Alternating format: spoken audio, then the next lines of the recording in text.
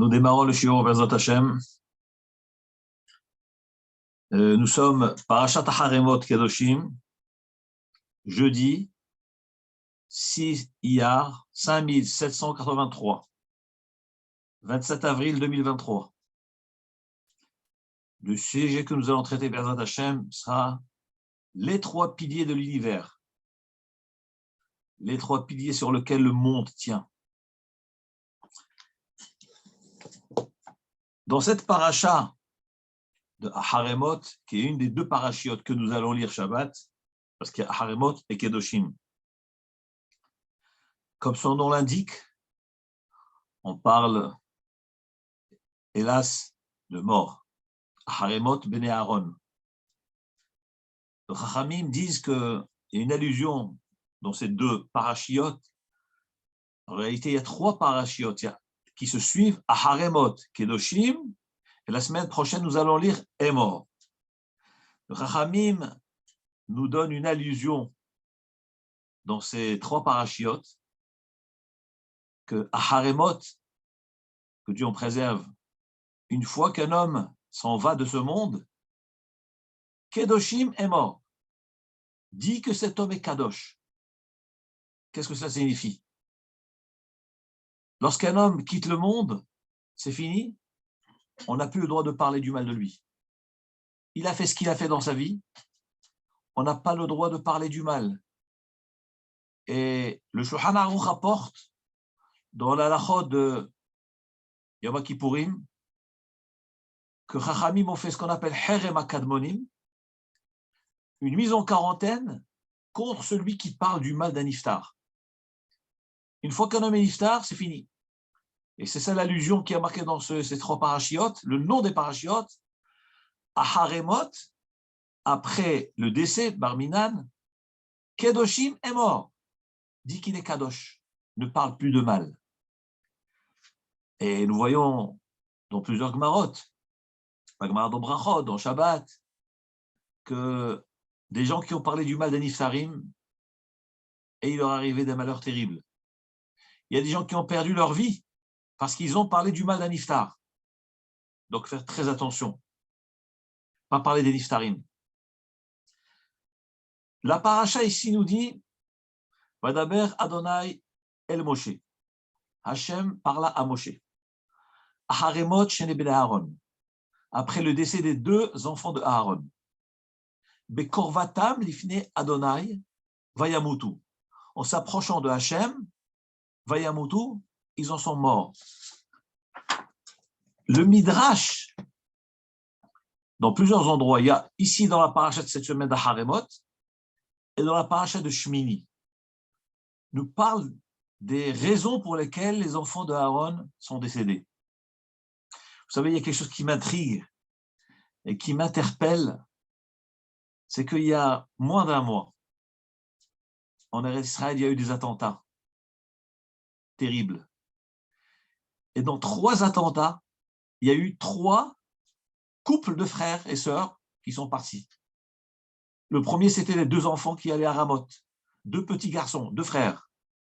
Une semaine après, c'était ceux de Ramoth, je pense que c'était la famille Palais. 2 semaines après, ou une semaine après, c'était 2 frères dans Hawara. Et encore une semaine plus tard, c'était les 2 sœurs anglaises qui habitaient en Eretz Israël.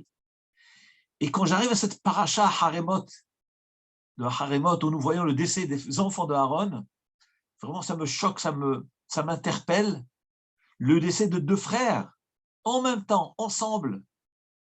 Et beaucoup de rabbinim m'ont dit, suite à ces attentats qui ont eu lieu en Eretz Israël, que si ces événements sont arrivés et ont touché des couples de frères et sœurs, c'est que Akadosh Baruch Hu attend de nous de développer cette achdout, cette amitié, cette fraternité entre nous.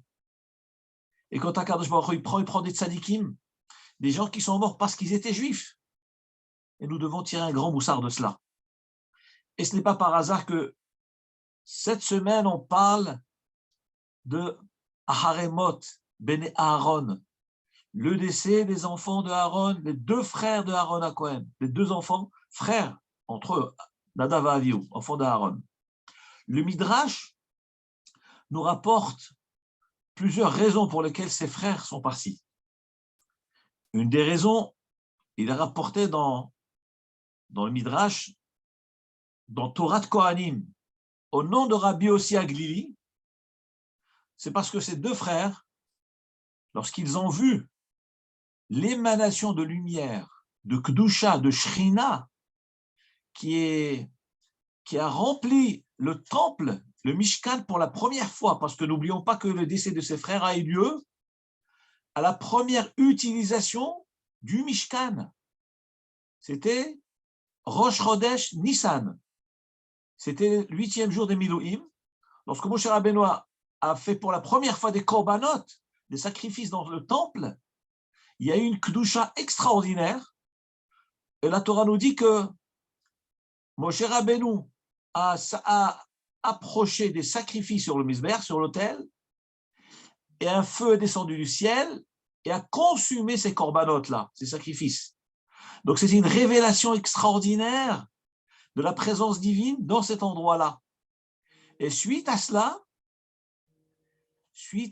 les enfants de Aaron à Cohen ont dit « Ah, nous allons profiter de ce moment extraordinaire pour que nous aussi, nous puissions amener un sacrifice supplémentaire. » Et le Midrash nous rapporte donc une discussion entre les Chachamim. Quelle était leur erreur?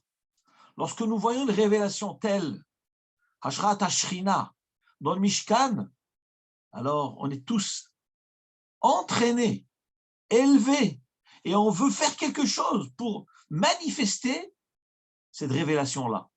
Mais c'est à tort, parce qu'il y a des choses que nous n'avons pas le droit de faire. Nous devons nous retenir, nous devons demander au Chachamim, est-ce qu'Hachem attend de nous cela à ce moment-là? Et c'est ce que nous voyons dans les différents avis. J'ai compté au moins 8 raisons, mais il me semble qu'il doit y avoir au moins 12 raisons pour lesquelles les frères, les enfants de Aaron sont décédés. On ne va pas dire toutes les raisons, mais juste quelques-unes d'entre elles. La première rapportée au nom de la Chita de Rabbi Yossi Aglili. C'est rapporté dans Torah de Kohanim. Pourquoi les enfants de Aaron à Kohen sont décédés? C'est parce qu'ils sont rentrés au Kodesh HaKodashim, au Saint des Saints, sans permission. Comme il est dit dans le verset, Bekorvatam lifnei Hashem, ils se sont approchés du temple, c'est-à-dire là où Aaron à Kohen, Moshe Rabbeinu a mis le korbanot, eux se sont introduits, mais sans la permission. Kodesh HaKodashim. Ça, c'est la vie de Rabbi Yossi Aglili. La vie de Rabbi Akiva, c'est parce qu'ils ont amené la Ktoret, ils ont fait la Ktoret. Selon le premier avis, amener une Ktoret dans le Beth Amikdash, on n'est pas condamné à mort. Et donc la condamnation, c'est parce qu'ils sont rentrés dans le Kodesh HaKodashim sans permission. Par contre, selon Rabbi Akiva, le fait d'amener la Kétoret sans permission, eh ben, c'est passible de la peine capitale. Rabbi El-Azar ben Azaria, qui est troisième avis, lui dit que la raison de leur décès, c'est à cause des deux choses. Parce qu'ils sont rentrés sans permission et parce qu'ils ont amené la Kétoret. Il est rapporté dans le Midrash Esther, Rabbah, Midrash Rabbah sur Megillat Esther, que la raison pour laquelle ils sont décédés, c'est parce qu'ils sont rentrés au temple en étant ivres. Ils avaient bu du vin. Où est-ce que nous voyons cela? Dit le Midrash, parce que la paracha qui suit le décès des enfants de Aaron dit Yahin veshecharatesh. La Torah s'adresse aux Kohanim et leur dit on n'avait pas le droit de consommer du vin et tout ce qui découle du vin avant le travail, le service du temple. Et le Midrash, dans Midrash Rabbah sur Megillat Esther, dit puisque la Torah juxtaposée a fait suivre cette mitzvah de ne pas boire du vin au Kohanim, et il a fait suivre au décès des enfants d'Aaron, c'est que c'est ça justement ce qu'on leur a reproché. C'est parce qu'ils ont fait le service du Mikdash en étant ivres. Cinquième raison qui est rapportée, ça s'est rapporté dans Torah de Kohanim, de Parashat Shmini, c'est parce que, ça il faut comprendre cette raison qui est difficile, c'est que lorsque Moshe et Aaron marchaient, Nadav et Avihu, qui étaient rien d'autre que les neveux de Moshe Rabbeinu, c'était ses neveux, Et c'était les enfants de Aaron. Lorsque Aaron et Moshe marchaient, Nadav avait au marché derrière eux, il disait, mais ces vieux, jusqu'à quand ils vont vivre?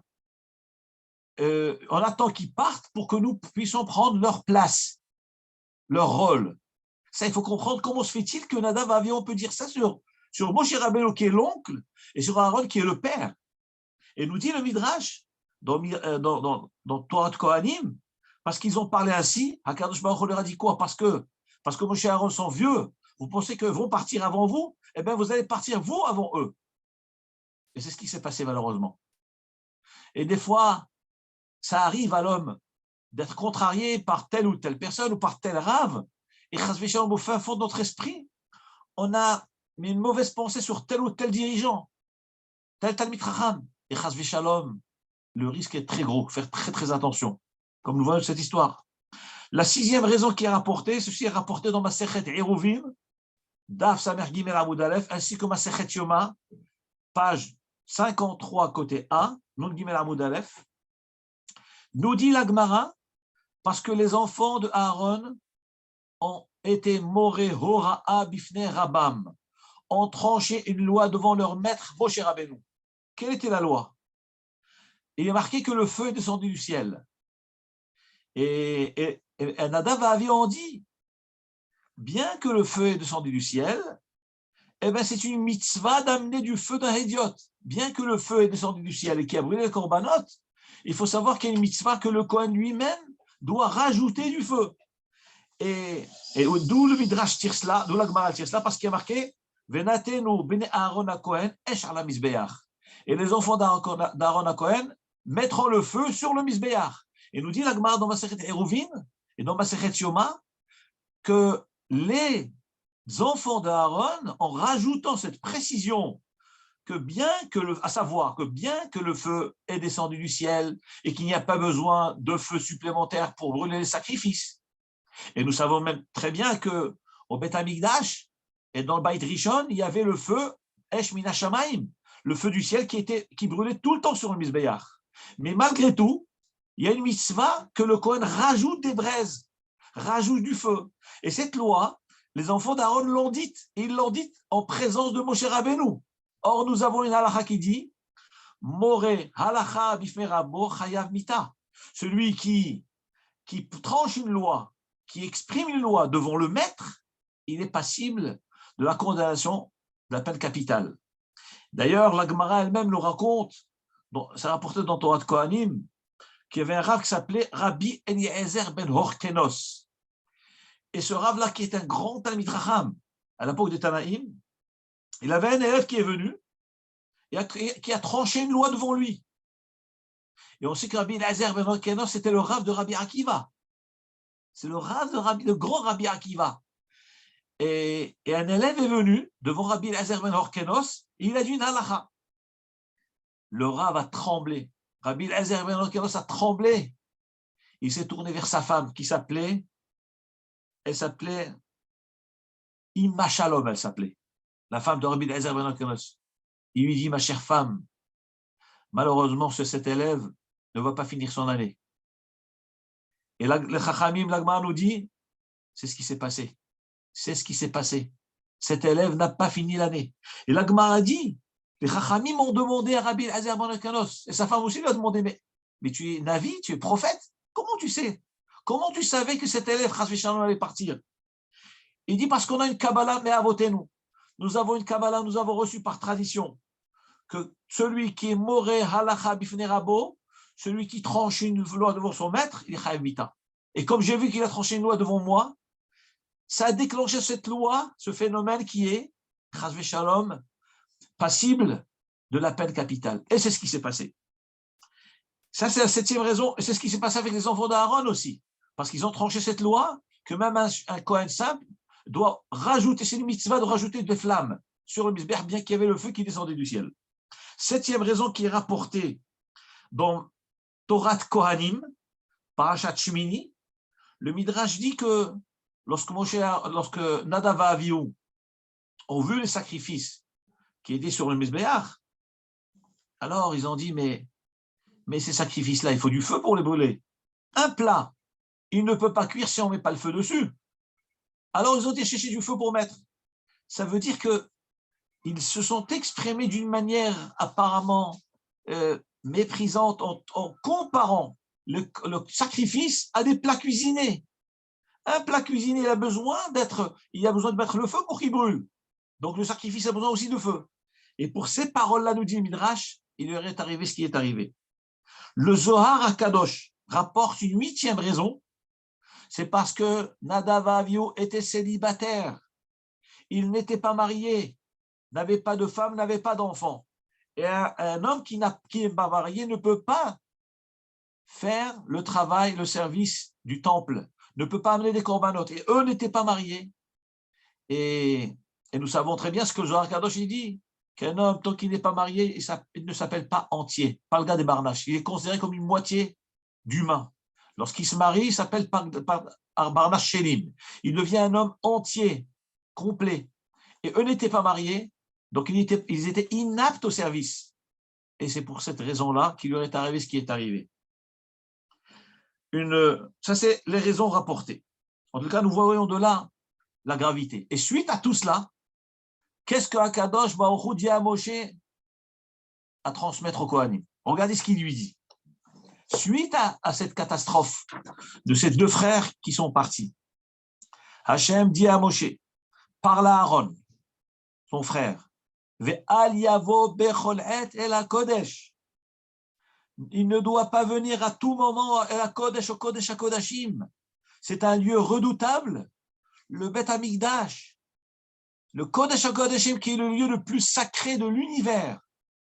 Sache, aujourd'hui, qui est Rosh Chodesh Nissan, 8e jour de l'Emilouim, vous avez amené des corbanotes. Regardez la catastrophe qu'il y a eu. Eh bien, tu dois savoir que cet endroit est sacré. On ne peut pas venir quand on veut dans cet endroit-là. Il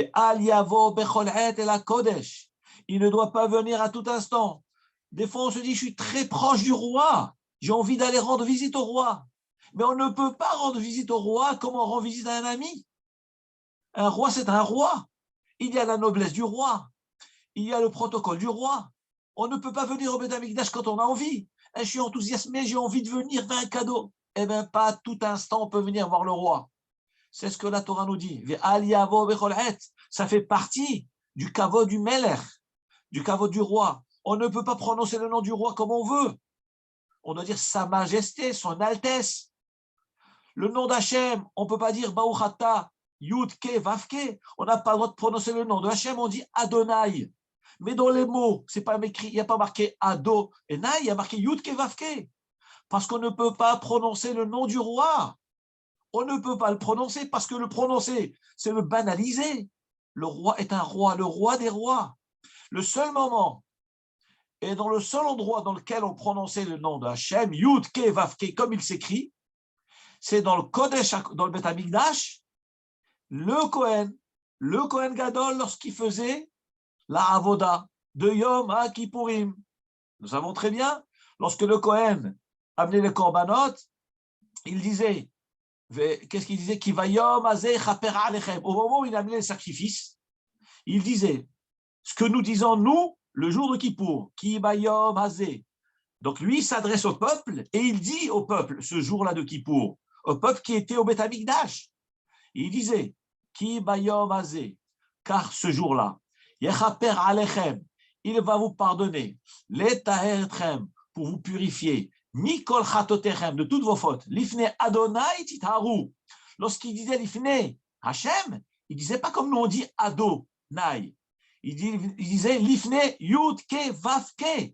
Il disait avec les lettres Ye, Ko, etc. Il prononçait les lettres telles qu'elles sont écrites. Et vous savez très bien, comme dit la Mishnah dans Masechet Yoma, qu'on ne répondait pas Amen quand on entendait le nom d'Hachem. On devait répondre Baruch Shem Kevod Malchuto Leolam Vaed. Et avant de répondre, le public tombait sur sa face, comme nous disons la Tfila de Kippour. Vekol, Ve'akohanim, Ve'ha'am, Ha'omdim, Ba'azara. Et les Kohanim et le peuple qui se trouvaient dans le temple et qui entendaient Shema Mefourash, qui sortait de la bouche du Kohen Gadol. Noflim al Penehem. Ils tombaient sur leur face. Kohanim Mushtahavim et Omrim, et ils disaient avec la face collée au sol, Baruch Shem Kevod Malchuto Le'olam Va'ed.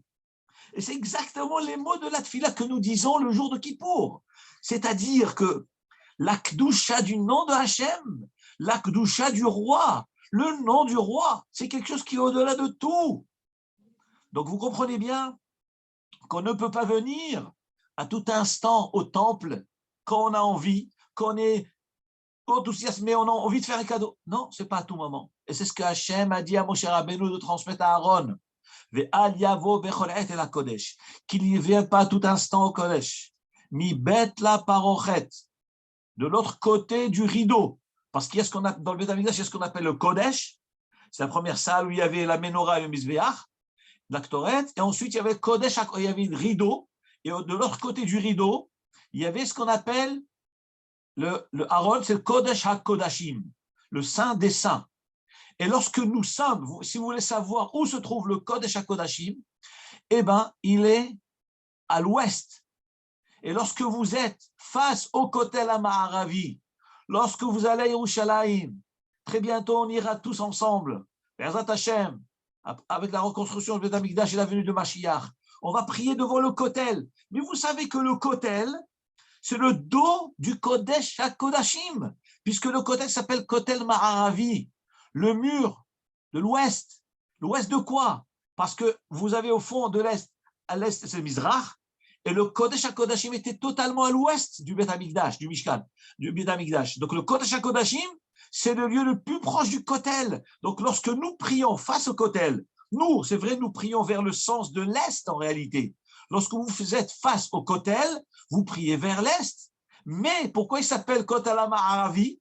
Le mur des lamentations, le mur de l'ouest, parce que c'était le côté ouest du temple. Et nous savons bien que le côté ouest du temple, c'est là-bas où il y a le Kodesh HaKodashim, le Saint des Saints. C'est-à-dire, là où se trouve actuellement la mosquée, eh bien, c'est là-bas le Kodesh HaKodashim. Nous sommes justement au côté ouest du temple. Ça, c'est côté ouest. C'est ce que dit la Torah. Le Kohen ne devra pas venir à tout instant El HaKodesh, dans le lieu saint, Mi Bet la Parochet, de l'autre côté du rideau, qui est vers le côté ouest, El Pene Kaporet, face à la Kaporet. C'est quoi la Kaporet? C'est le couvercle de l'arche sainte, Asher ala Aaron, qui est sur le Aaron. Parce que nous savons très bien que sur l'arche sainte, il y avait la Kaporet. Kaporet, c'est ce couvercle en or massif sur lequel était fixé, pas fixé parce que c'était une seule pièce, les chérubins qui représentent le peuple juif, l'amour du peuple juif avec Hachem, le lien ensemble, comme nous savons très bien ce que la Gemara nous dit dans Masechet Yoma, dans le Zohar Kadosh, lorsque le Kohen Gadol rentrait au sein des saints pour amener la Kétoret le jour de Kippour, les chérubins qui étaient en or massif, fabriqués en un bloc avec ce couvercle qui s'appelle la caporette, eh ben, lorsque le Kohen était méritant et que les encens, la Kétoret montaient vers le ciel et que ça crée une satisfaction devant Hachem, qu'est-ce qui se passe à ce moment-là? Nous dit le Zohar HaKadosh, avant cet instant-là, les chérubins battaient des ailes, ils battaient très très fort des ailes, mais lorsque le Kohen approchait la Kétoret, les encens dans le Kodesh HaKodashim, les chérubins s'enlaçaient ensemble, ils se serraient entre eux avec des ailes de Malachim, et la Gemara nous dit que ces chérubins avaient une forme d'enfant, un petit garçon, une petite fille, qui symbolise la tmimout, la naïveté, la pureté d'un jeune garçon et d'une jeune fille. Et qui c'est ce petit garçon, cette petite fille? Kaviachol HaKadosh Baruch Hu et le peuple juif. Et à cet instant-là où le Kohen Gadol brûlait ses encens qui passaient entre les ailes des chérubins, qu'est-ce qui se passe à ce moment-là? Les chérubins cessaient de battre des ailes, ils s'enlaçaient ensemble et s'embrassaient pour montrer l'amour qu'il y a entre Hachem et nous, à quel point HaKadosh Baruch Hu nous aime. Voilà ce qui se passait à cet instant-là, dans le Kodesh HaKodashim. Bien que de nos jours, nous n'avons pas de temple, nous n'avons pas malheureusement d'arche sainte, Mais nos Chachamim nous disent que dans ce lieu Kadosh, la Kedusha est là, l'Arche Sainte est là, les chérubins sont là, les malachim sont là. Et chaque tefila que nous faisons, elle passe par les chérubins qui sont là-bas invisibles, à travers les ailes des kérouvim. Ça rentre dans l'Aron HaKodesh et ça passe à travers les ailes des chérubins et ça monte vers le ciel. Tous les jours, de nos jours, tout est là. Mais on espère très bientôt qu'Akadosh Baruch Hu va nous reconstruire le Beth Amikdash. Et alors Hachem dit à transmettre à Aaron HaKohen. Bezot yavo Aaron et la Kodesh. Qu'avec cela, Aaron pourra venir. Nous, dit Rashi, que veut dire Bezot? C'est vrai que dans le sens simple du verset, voici comment il devra venir. Il devra amener par Ben Bakar un taureau, les khatat comme sacrifice de khatat, Aïl, les Ola, un bélier comme holocauste, et de amener le Se'irim, le Sa'ir HaMishtaleyach, le bouc émissaire du jour de Kippour, le Sa'ir Lachem, les deux Se'irim. Et Rashi rajoute, donc dans le sens Bezot Yavo par ceci, c'est-à-dire voilà donc qu'est-ce qu'il devra amener. Mais Rashi dit, ici, le Torah est en train de nous révéler Bezot, c'est-à-dire le jour de Kippour. Ce n'est pas qu'à chaque fois qu'il a envie de venir, il va amener ses sacrifices et c'est bon. Non. La Torah est en train de dire non seulement il doit amener ses sacrifices, mais il doit les amener le jour de Kippour, une fois par an. Une seule fois par an. Qu'est-ce qu'il devra amener? Par Ben Bakar, un taureau, un bélier, un bouc. Regardez ce que nous dit le Midrash, quelque chose d'extraordinaire, vraiment. Et là, on va arriver au fameux pilier de l'univers. Que nous dit le Midrash? Le Midrash nous dit, que veut dire Bezot? Dit le Midrash, lorsque le Kohen Gadol devait rentrer dans le Kodesh HaKodashim le jour de Kippour, vous pensez qu'il pouvait rentrer comme ça avec facilité, sans s'inquiéter? Pas du tout. Le Kodesh HaKodashim était plein de malachim. La Torah nous révèle, comme dit le Midrash, pour que le Kohen Gadol puisse rentrer dans le Kodesh HaKodashim le jour de Kippour, il devait être accompagné de chavilot shel mitzvot, de fagots et fagots de mitzvot, et de mérite pour qu'il puisse y pénétrer. Pourquoi? Parce que le Kodesh HaKodashim, c'est un lieu le plus kadosh du monde, de l'univers. Et dans ce lieu kadosh, il est plein de malachim qui entourent la shrina, le kisei hakavod. Comment un humain en chair et en sang peut oser rentrer dans ce lieu? Mais il rentre, il brûle, il disparaît, il fond. Il ne peut pas tenir. Il serait mort tout de suite. Nous dit le Midrash, Bezot Yavo de la Kodesh. Par cela, nous révèle le Midrash. Que veut dire Bezot? Bezot, c'est les fameux fagots de mitzvot et de mérite. J'ai compté dans le Midrash 10 explications sur le mot Bezot. Par cela, c'est quoi ces mérites? C'est quoi ces fameux mérites qui vont accompagner le Kohen Gadol et qui vont le protéger, qui vont le préserver de tous les dangers et qui vont faire que cette filote va être acceptée et avoir l'expiation de faute de tout l'Am Israël? Le Midrash nous dit, Bezot, c'est la Torah. Parce que nous savons bien que la Torah s'appelle Zot. Où c'est marqué? Il est marqué dans Sefer Dvarim, chapitre 4, verset 44.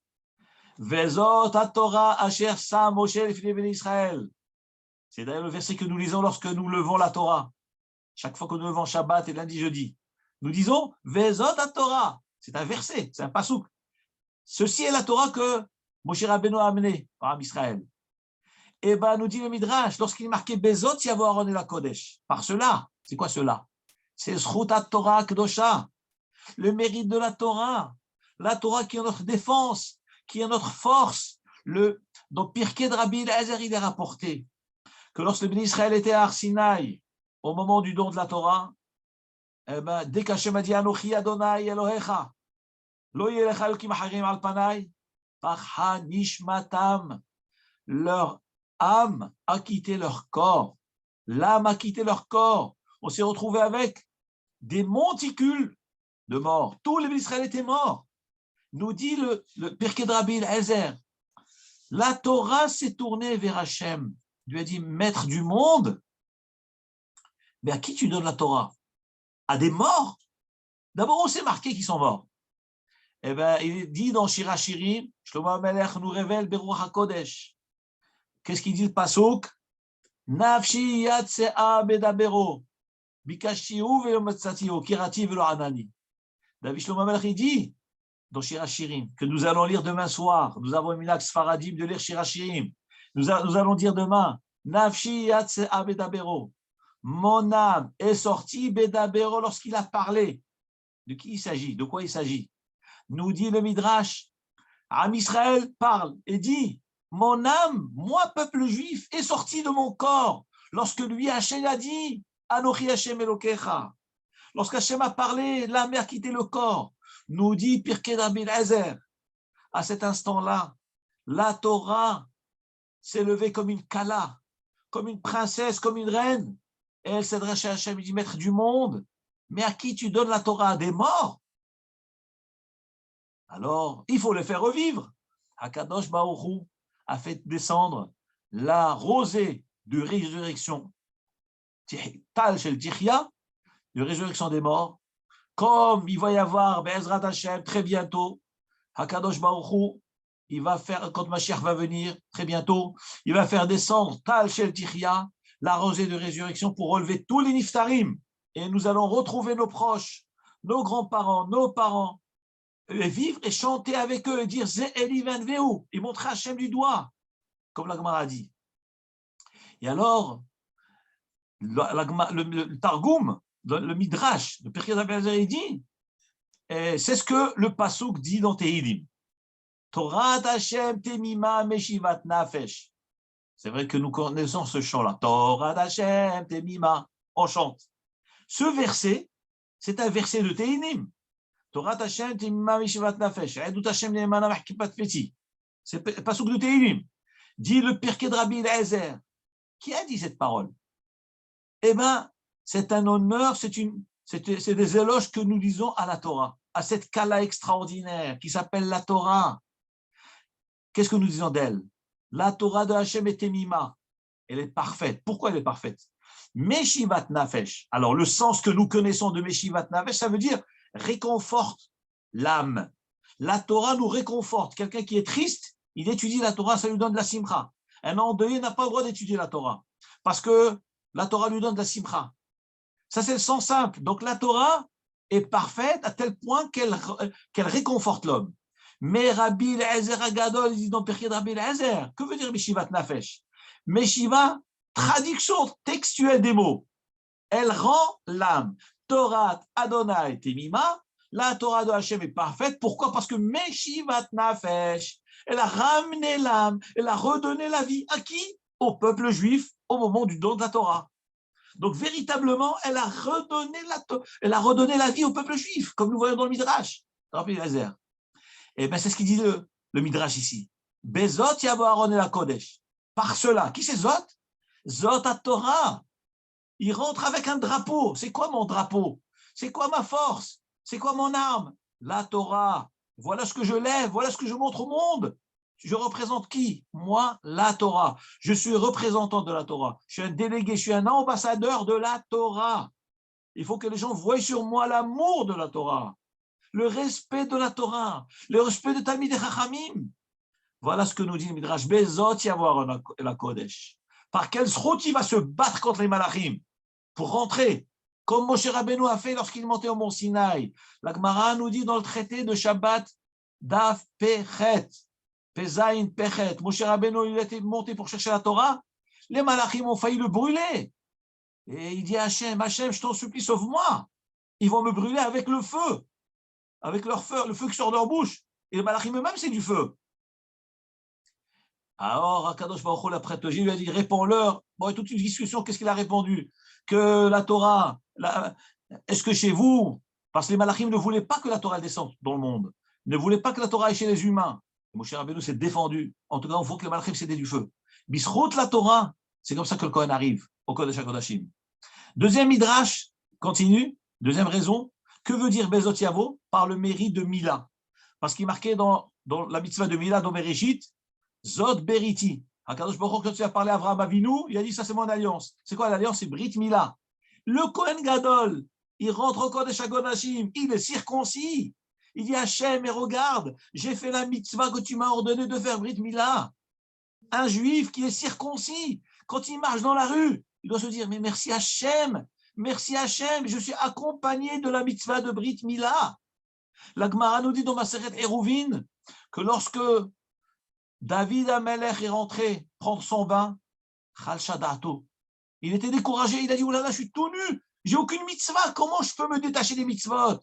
Il s'est trouvé faible, affaibli. Mais lorsqu'il s'est rappelé que son corps était marqué par la mitzvah de Mila, eh ben, il était heureux, joyeux. Il a instauré le Mizmor, le Mashéminite, le 8e Mizmor dans Teilim, à la Sheminite. Sheminite, c'est quoi? C'est la mitzvah de Mila. Il était tellement heureux que Baruch Hashem, un juif, même le plus éloigné, mais il est circoncis. Ton corps montre que tu es un serviteur de Hachem. Tu es un Eved Hachem. Tu as l'alliance d'Abraham sur ton corps. Et nous dit le Midrash, un homme qui est Ma'amin B'Hachem après 120 ans, Abraham Avinu est debout devant le Guéhinam, et tout celui qui est circoncis et qui n'a pas fauté et qui a fait tchouva, même s'il a fauté mais il a fait tchouva, il le sort du Guéhinam. Comme dit le Midrash, Avraham Avinu était debout devant la tente. C'est quoi la tente? La tente, c'est le Guéhinam. Kehomayom, la chaleur du Guéhinam. Voilà ce que dit le Midrash qui est caché derrière cette histoire qu'Avraham Avinu attendait des invités. Il dit le Midrash, Kehomayom, c'est le feu du Guéhinam. Et c'était justement suite à la mitzvah de Mila, parce qu'il venait de faire la circoncision Avraham Avinu. Il nous révèle le Zohar Kadosh aussi, qu'il était debout, et tout celui qui était Maoul, il le sort du Guéhinam. Mais regardez les Zchuyot, regardez quelle richesse nous avons, regardez quel patrimoine, quelle fierté d'être un bon juif qui garde les mitzvot, circoncis, la Torah, ça c'est Bezot. Troisième chose, il Midrash, Bezot, c'est le Shabbat, l'observance du Shabbat. Comme il est écrit, d'où nous voyons que le Shabbat, il s'appelle Zot, Ashre Enosh Yaase Zot, c'est marqué dans les Yeshaïa, Perek 56, verset 2. Ashre Enosh Yaase Zot, Shomer Shabbat Mehalelo. Celui qui garde le Shabbat, bonheur pour l'homme qui fait cela. C'est quoi cela? L'observance du Shabbat. Donc on voit que le Shabbat s'appelle Zot. Et le Kohen Gadol qui rentre le jour de Kippour au Kodesh HaKodashim, qu'est-ce qu'il doit rappeler? Quelle mitzvah? Je suis un juif qui garde le Shabbat. Je garde le Shabbat. Mais vous imaginez quel bonheur, mais quelle protection nous avons d'être un juif qui garde le Shabbat. Un homme qui ne garde pas Shabbat, il doit trembler de peur chaque seconde. Il risque de perdre sa vie parce qu'il ne garde pas Shabbat. Chasvé Shalom. Le Shabbat te protège. Le Shabbat te donne ta parnassa, la bracha de toute la semaine. Le Shabbat protège ta femme et tes enfants. Le Shabbat protège le Kohen Gadol le jour de Kippour. Il lui permet de rentrer. Et nous, juifs simples, on se dit, non, mais je ne suis pas un chacham, je suis un juif simple. Mais tu gardes Shabbat, mais c'est extraordinaire. Tu es circoncis, mais c'est extraordinaire. Tu respectes la Torah, mais c'est extraordinaire. Vous imaginez la valeur de chaque mitzvah, le poids de ce que c'est. Quatrième chose, dit le Midrash, Yerushalayim. Yerushalayim s'appelle Zot. Comme il dit dans le verset de Cheskel, chapitre 5, verset 5, Zot Yerushalayim. Yerushalayim s'appelle Zot.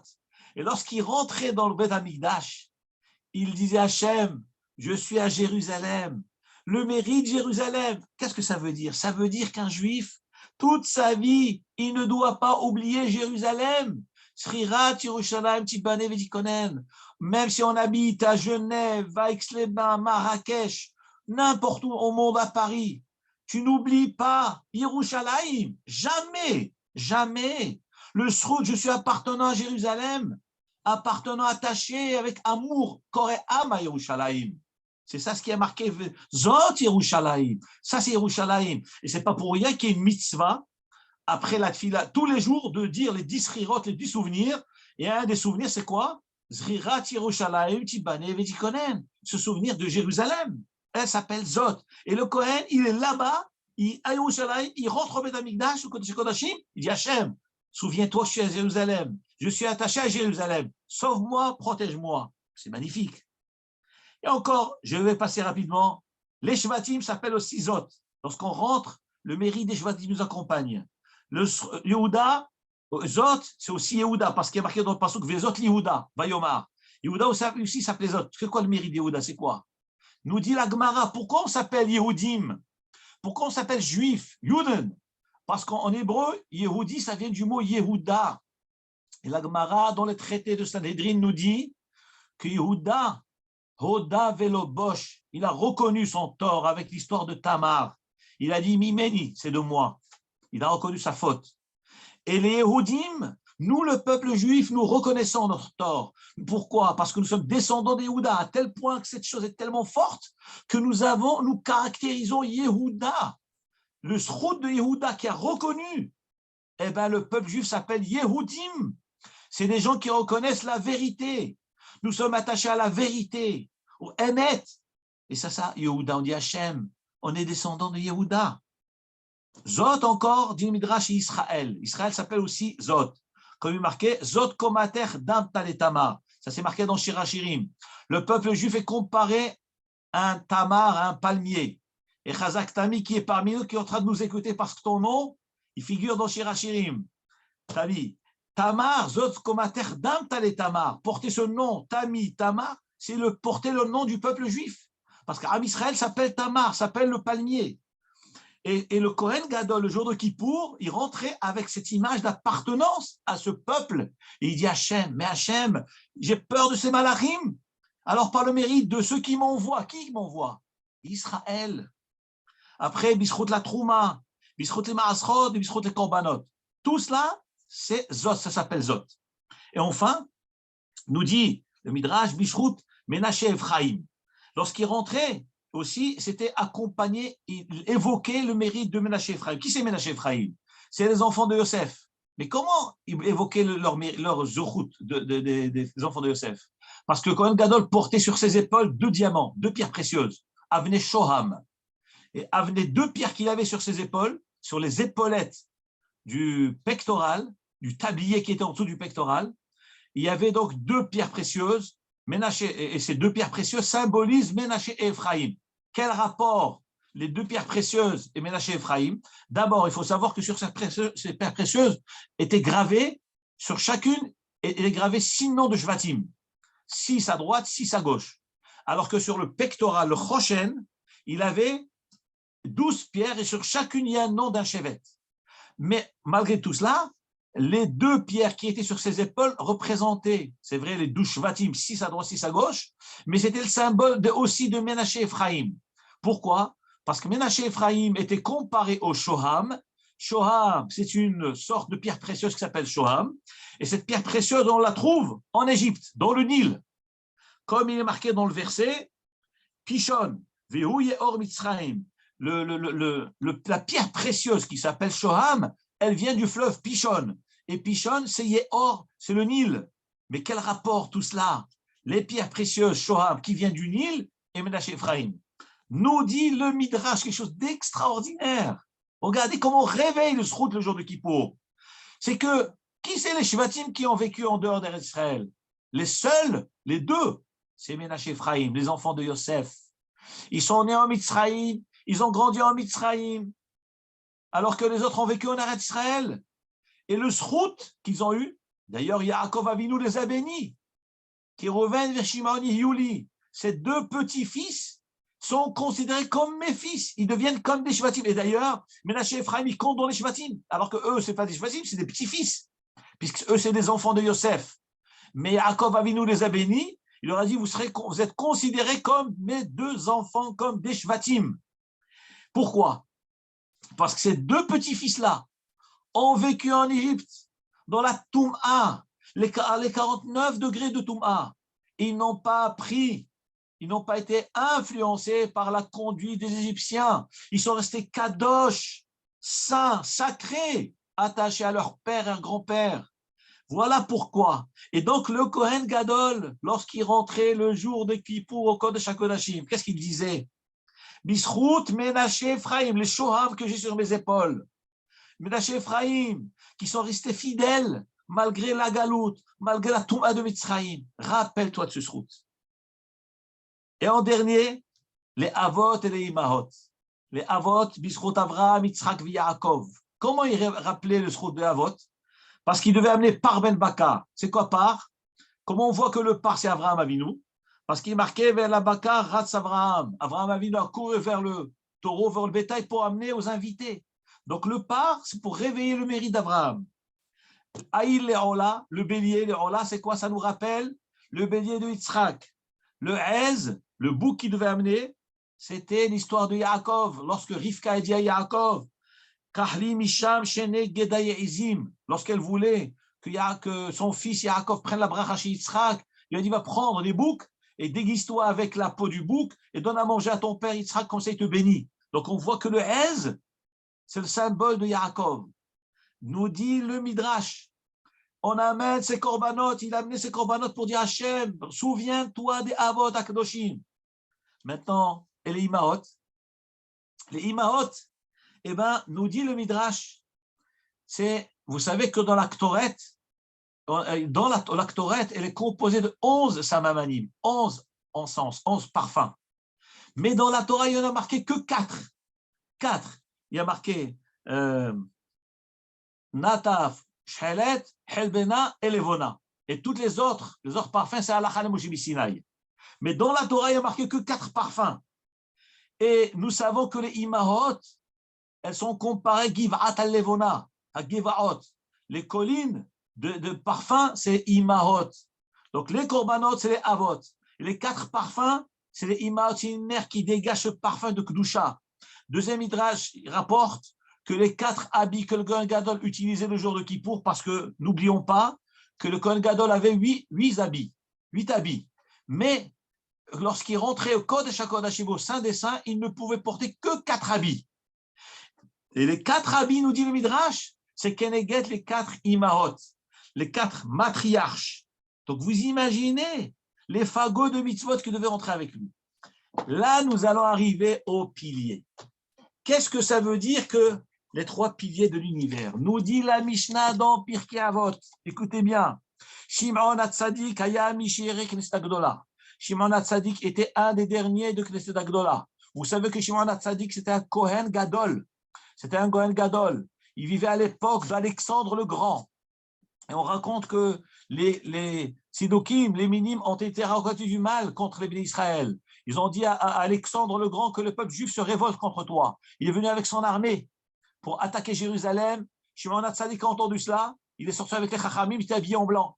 Il est sorti parce que c'était un Kohen Gadol.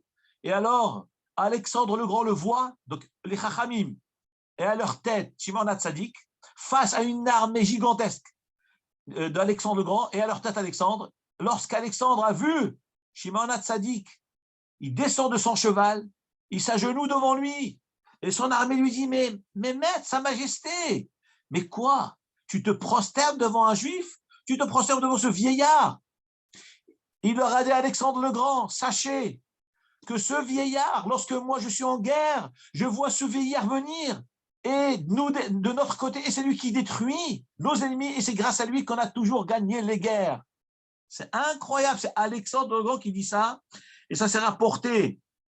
Et le Midrash, il rapporte ça, même Rabbeinu Yonah sur Pirkei Avot rapporte cette histoire-là.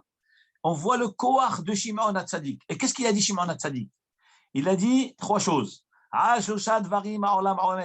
Sur 3 choses, le monde tient, sur 3 piliers, l'univers tient. La Torah, la Avoda, le monde tient sur la Torah. C'est ce que nous venons de dire. L'imoud à Torah, le amal à Torah, l'image de la Torah, la marshava de la Torah, le respect des Talmid Chachamim qui représentent la Torah. Vers la avoda, sur le service. C'est quel service? C'est les korbanot. La avoda des korbanot, le monde tient sur les korbanot. Comme la Gemara nous dit, que Ilou Ma'amadot, s'il n'y avait pas les korbanot, le monde n'aurait pas pu tenir. Vers al-Gemilut Chassadim, et sur la bienfaisance. Nos Chachamim nous disent que de nos jours, on ne peut pas faire le korbanot parce qu'on n'a pas Beth Amikdash, mais à la place des korbanot, on fait la tfila. Donc vous avez ici l'étude de la Torah, la tfila et le chassadim. Il dit Rabbeinu Yonah, et le Rambam aussi dit que le gminot chassadim, c'est des mitzvot.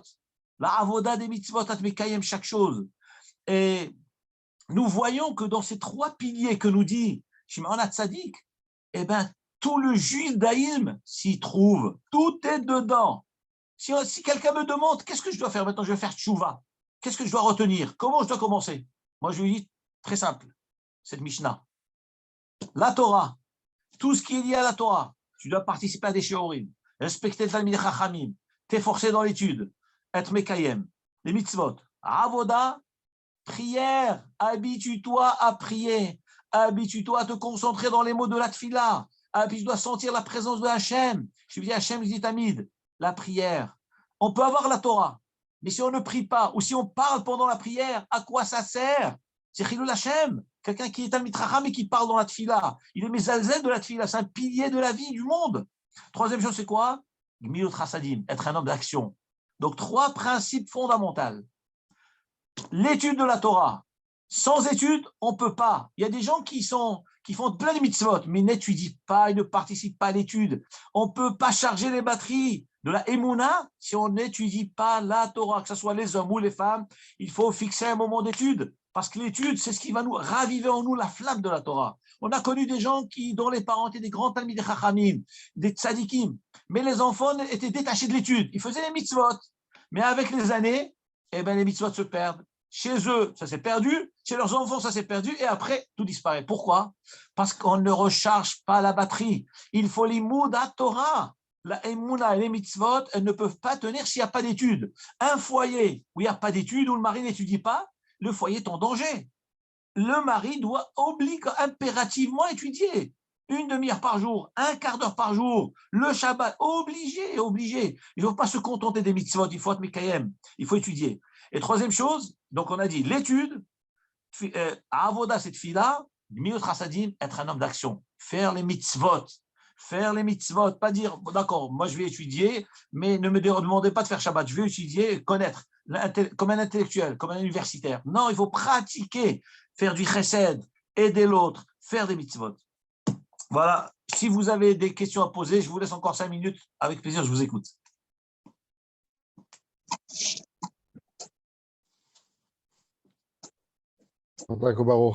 Merci beaucoup. Baortier, une bracha ve'atzlacha be'ezrat Hashem, qu'Akadosh Baruch Hu nous aide à être très bientôt au Biad Mashiach. Et je remercie toutes les personnes ici présentes qui s'efforcent chaque fois de venir assister. Qu'Akadosh Baruch Hu vous protège, vous, vos familles, vos enfants, que vous ayez une bonne parnassa, une bonne santé be'ezrat Hashem. Et Chazak Tami, pour ta présence, ça me fait très très plaisir, vraiment. Je suis très touché. Maman, chaque participant et participante, sachez que vous êtes Mekayem, la mitzvah de l'imoud à Torah, la mitzvah de Kiyum mitzvah de l'Tfilot, qu'Hachem nous protège tous, et très bientôt, on se retrouvera à Yerushalayim, à Bnouya, Be'ezrat Hashem. Baruch Adonai Le'olam, Amen ve'Amen. Merci. Merci à vous. Baruch, Baruch.